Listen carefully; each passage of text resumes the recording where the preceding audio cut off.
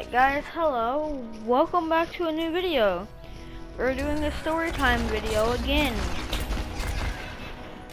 So you see, I got some Overwatch background gameplay, you know. So yeah, so this is gonna be a story of how I live next to a Karen. So that'll be fun. So basically, I have this friend. Let's name him. Let's name him.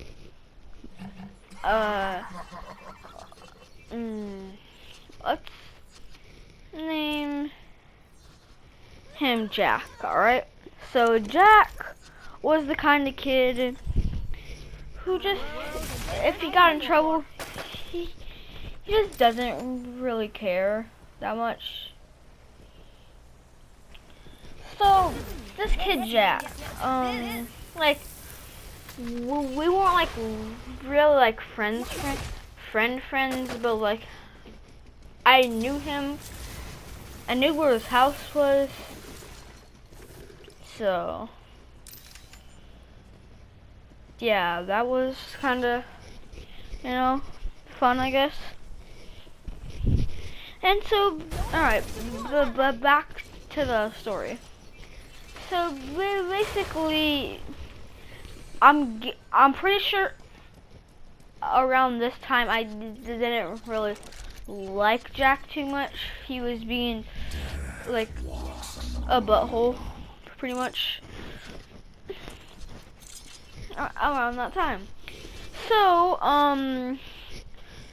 alright, so, and alright, now that we're done talking about Jack, let's talk about my neighbor, the Karen. The K word. Let's just say that. So, this K word, she was old. Well, I still live next to her. So one day, me and my neighbor were just playing outside because that's what I was doing. So, and then all of a sudden, we see Jack on his bike coming to our house. Oh yeah, and before this point, the Karen didn't like Jack because Jack and my neighbor fought, and I remember Jack one time punched my neighbor in the stomach so hard that blood came out of his nose somehow, and I was watching the battle. He never punched his face. So I don't know, that was kind of strange, but still.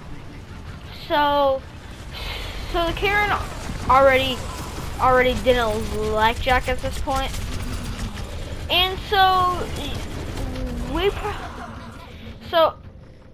if you guys know what a drive-by is, it's basically where people get in a car with guns and they drive by people and they shoot at them.